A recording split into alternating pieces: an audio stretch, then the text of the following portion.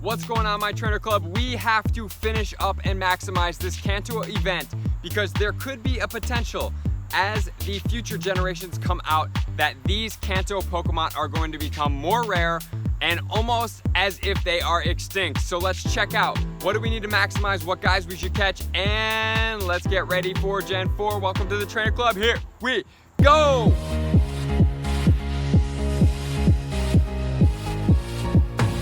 Alright guys, so just to have a quick discussion, this Kanto event in my opinion is pretty awesome. The birds are fun to fight, they are the original legendaries, so they really hold a special place in all of our hearts. However, what I do want to take note of is that Gen 4 will be coming soon. I'm not going to say when, we don't even know when. However, we know it's coming. So when we add another generation in, that is going to take up a majority of the spawns. So once that happens, the later generations, which is going to be Gen 1, is going to be less prevalent.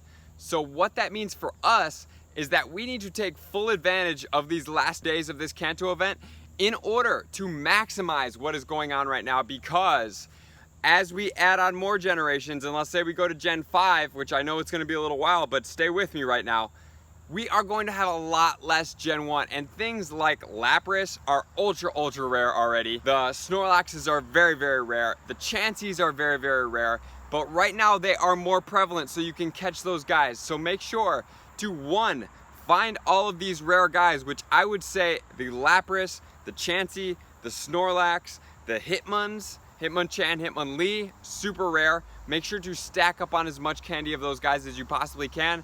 So I would Pineapple them, catch them, and then I would trade them ideally to somebody that is over 100 kilometers away from you guys. So stack up on those rares, collect them in your box, and then trade them for 3 extra candy, so you can get a total of 9 candy if they are the Gen 1 evolves without any of the second or third tier evolutions, which is huge.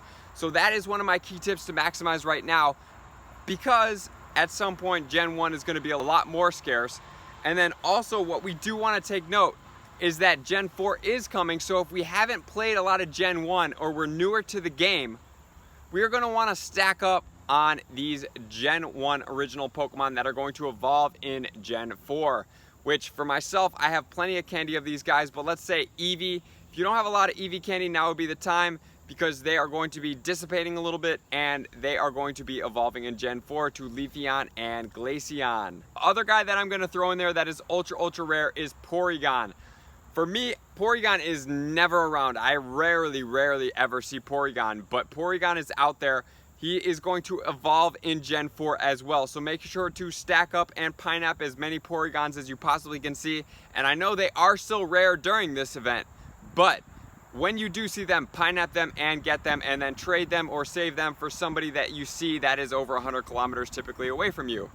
You can also use the strategy of hatching eggs from people from out of state. Let's say I'm from Georgia, I hatch an egg from Chicago. I can trade that egg from Chicago with one of my Georgia Pokemon or Georgia Pokemon friends, and that would count as 100 kilometers. So that's another strategy that you can use. You want to make sure we have the Porygons because he's going to be evolving. Magnemites, which is pretty rare, he's a steel Pokemon. He is going to be evolving into Gen 4 from Magneton to Magnezone. And then we have the Magmar, which is going to Magmortar. We have Rhydon, which is going to Rhyperior. When you see those Rhyhorns out there, make sure to Pineapple those, get as much candy as you can. And then Geodude and Machamp I'm just going to recommend because they are just solid attackers overall. Every time a legendary comes back, they are super important. Machamp as being the #1 fighter in the game, so you can never have too much Machamps and never have too much Machamp candy. And then 2, Geodude is absolutely destructive as a rock Pokemon, and he does an amazing amount of damage, and he's very solid in there. So I would make sure to do that as well. Make sure to have plenty of those guys candy as the future generations, just so that we can be stockpiled and ready to go. And then the last one, we're going to look at Electabuzz. So we can also look at Lickitung, but I haven't seen any Lickitungs. I don't know about you guys, but I have not seen any of those Lickitungs out there. So those are my tips. Make sure to, 1, stack up on as many rares as you can.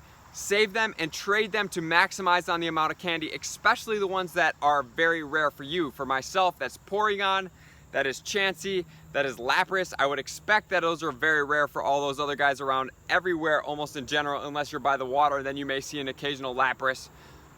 But make sure to maximize on those. Make sure to stack up on these Gen 1 candies as much as you need to, and then make sure to do those legendary raids. Maximize Gen 1 event, super important, super crucial. I will see you guys out there finishing this event strong.